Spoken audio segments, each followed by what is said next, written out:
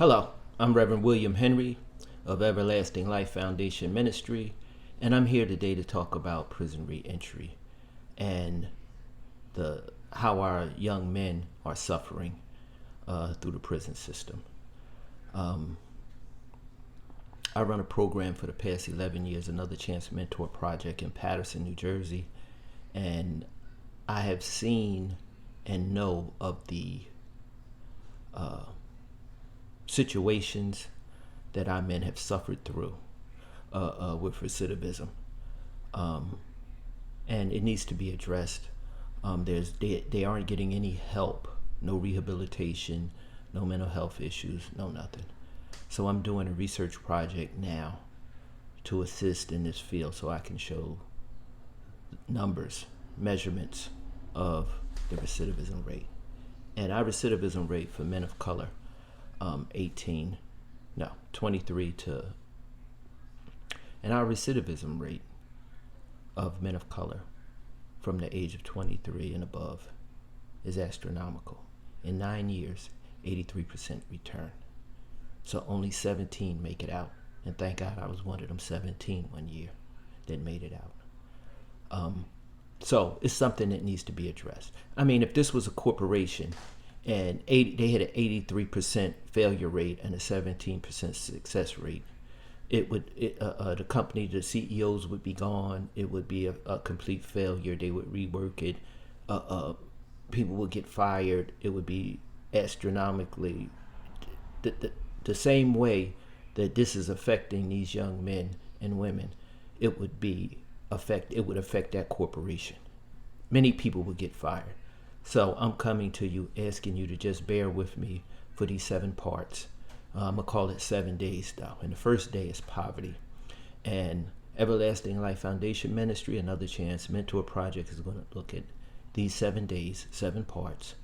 And I hope you bear with me through them and absorb this knowledge and what's needed to get these men and women of all colors out of poverty. Because poverty is the holdback. It's really poverty. But I run a mentoring project, and I have learned through my mentoring project that we can affect change in these men if they're willing to accept it. You can't change someone that's not willing to accept it. A lot of times people ask me to talk to their kids, their brothers and sisters, but they're not ready for change yet. So when they're ready for change, we're there to assist them. And let's get started with this on the mark of poverty. All right, and we got to understand something. Poverty all the time is not financial poverty. Okay, when we always say poverty, we always think of low-income people. But poverty goes beyond that. Let's look at poverty. Poverty is a denial of choices and opportunities, a violation of human dignity. It means lack of basic capacity to participate effectively in society. It means not having enough to feed and clothe the family, not having a school or clinic to go to, not having access to credit. It means insecurity, powerlessness, and exclusion of individuals, households, and communities. It means susceptibility to violence, and it often implies living on a marginal or fragile environment. Living in a marginal or fragile environment without access to clean water or sanitation. Now let's look at this a sentence at a time. Poverty is a denial of choices and opportunities, a violation of human dignity. Correct. You cannot be denied these opportunities and rights according to the Declaration of Independence. The United States Declaration of Independence states that all men are created equally and have the inalienable right to life, liberty, and the pursuit of happiness. Unalienable or inalienable means this cannot be denied or taken away. If you are denied this, a law has been broken, a denial of life, liberty, and the pursuit of happiness. However, our lawmakers and upholders of these laws do not apply them to the poor or needy of America.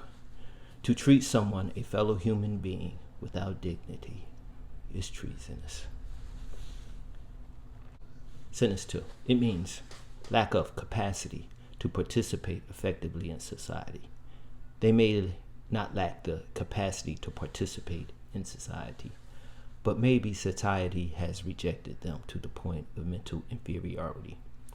A person that does not have to have the capacity to participate could mean a handicap, formerly incarcerated, LGBTQ, gender, religion, lack of education, and today even political affiliation. Really, in this day, political affiliation is a big thing. Maybe life has been so bad they have given up on society. Society has given up on them. They can't get in any programs. They can't get any assistance. Whenever somebody says, come here for assistance, they fill out a bunch of paperwork and nothing happens behind it. Sentence 3. It means not having enough to feed and clothe the family, not having a school or clinic to go to, not having access to credit, not having access to credit, or being charged a much higher interest rate that they may not be able to afford. There should not be anyone living with malnutrition in this day and time. Today, children are being denied education in fear of being deported. Their parents not getting the needed medical issues cared for because of fear of deportation. Now, as a society,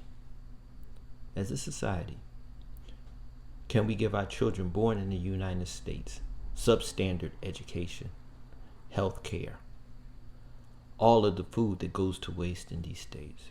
But hunger has not been eliminated to this day. We still got kids going to bed hungry. We still got adults going to bed hungry. We still got adults sleeping on the streets of Patterson. And it shouldn't be like that. Sentence 4. It means insecurity, powerlessness, and exclusion of individuals, households, and communities. You are secluded from society because of the community that you live in. You are ridiculed for living in a bad neighborhood, but you can't afford to move out. Because of this neighborhood, your children are given substandard teaching in school. You may not get hired because you live in this particular neighborhood, the Riverview Towers. My nephew put in for a security job, and they told him he couldn't get the job because he lived in the Riverview Towers. If he moved, they would be glad to give him the job. It means susceptibility to violence, and it often implies living in marginal or fragile environments without access to clean water or sanitation. Yes, Flint, Michigan, the city's officials switched the water supply to save the city money. At the expense of the people, it took 3 years to fix a problem that should have never occurred. And the people still do not trust the water there. You hear that? They still don't trust it. They're still scared to drink of the water. Let me tell you something. There is room at the top for you. You can change to get there.